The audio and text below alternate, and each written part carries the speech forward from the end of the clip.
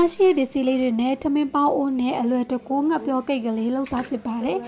ဒါလိုင်းမောကသူများလေးလှုပ်စားတာကိုကြည့်ပြီးတော့ပေါ့နော်လိုင်းလှုပ်ကြည့်တာအရင်စားကောင်းလို့ပြန်ပြီးတော့မျှဝေပေးလိုက်ပါတယ်ပေါင်းပစ္စည်းတွေမစုံလေဘူးဆိုပေမဲ့ကိတ်သားလေးကလည်းနုညံ့ညံ့အေးကလေးနဲ့အရင်စားလို့ကောင်းပါတယ်အရင်ဆုံးကျမကတော့ကျမစီမှာရှိတယ်မဲ့လုံနေတဲ့ငှက်ပြောသီးလေးတွေကိုတခြားလေးခြေပေးလိုက်ပါတယ်ပြီးရင်တော့စားလေးနည်းနည်းထည့်တယ်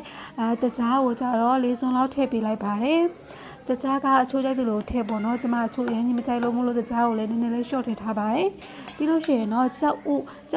တော့ကျမနှလုံးသုံးထားပေးပါတယ်ကြောက်နှလုံးဖောက်ထည့်ပေးလိုက်ပါတယ်ကြောက်လေးနဲ့မှကိတ်ကလေးကပွပွလေးပေါ့နော်အီးဆက်ဆက်ကလေးပို့ပြီးတော့ဆက်လုပ်ကောင်းတာပါနဲ့ကြောက်လေးထည့်ပြီးလို့ရှိရင်လည်းနားလေးမွေပေးလိုက်ပါတယ်ကိတ်သားကြတော့လေဒီလိုမျိုးနားမွေနိုင်လေကောင်းလေနားမွေနိုင်လေနူးညံ့လေပေါ့နော်ပြီးလို့ရှိရင်တော့ကျမမရှိရဲ့ဂျုံမုံကလည်းကျမမလက်ကြံနေပြီးရှိတဲ့ဂျုံမုံကိုပဲအကုန်ထည့်ပေးလိုက်ပါတယ်တမင်းစားစွန်းနဲ့ဆိုလို့ရှိရင်တော့9စွန်းလောက်တော့ရှိမယ်ရှင်အားလေးတော့တခြားလေးထည့်ပြီးတော့မှုေးပေးလိုက်ပါတယ်ဒီထဲမှာရိုက်ပြထားတဲ့ထဲမှာစီလေးထည့်ရမှာပါတော့ပေါ့နော်အမှစီလေးနည်းနည်းလေးထည့်လိုက်ပါတယ်အကုန်လုံးကိုရောသမမှုေးနားလေးမှုေးကိုစိတ်ကြိုက်မှုေးပြီးပြီဆိုလို့ရှိရင်တော့နိုင်ဝက်လောက်နှက်ထားပေးလိုက်ပါတယ်နိုင်ဝက်လောက်နှက်ထားပေးပြီးနောက်ပိုင်းမှာဆိုလို့ရှိရင်သူ့ကိုစပြီးတော့တွင်းပေါင်းလေးနဲ့ပေါင်းမယ်ပေါ့နော်ပေါင်းတဲ့ခါမှာစစ်စုပ်စက်ကိုမရှိတဲ့ခါကျမကဒီလိုမျိုးကိုမှရှိတဲ့စာရွက်ပြောင်လေးကိုဝိုင်းလေးဝိုက်ပြီးတော့ခံပေးပါမယ်စီစိုးစက်ကိုမရှိတဲ့သူတွေကလည်းကျမလိုပဲအသုံးပြုနိုင်တယ်ပေါ့နော်ထမင်းပေါင်းလေးတွေကိုအမှစီလေးရင်ထည့်လိုက်မယ်ဘာလို့လဲဆိုလို့ရှိရင်မကအောင်ပေါ့ကွာမကအောင်လို့မလို့စီလေးဆွတ်ရတယ်တဲ့အားကြောင့်မလို့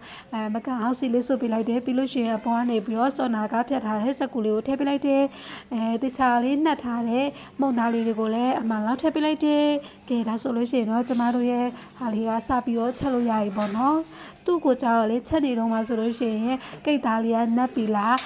ထမင်းပေါင်းအိုကကိတ်သားမနက်သေးခင်တက်သွားပြီလားဆိုတော့တော်စစ်ပြရပေါ့နော်ထမင်းပေါင်းကကိတ်သားမနက်ခင်တက်သွားတယ်ဆိုလို့ရှိရင်ကြတော့စက်ကူလေးနဲ့ပေါ့နော်ကျမဒီထဲမှာပြထားတယ်လို့မျိုးထိုးထားပေးလို့ရပါတယ်ဒါဆိုလို့ရှိရင်မတက်တော့ဘူးပေါ့နော်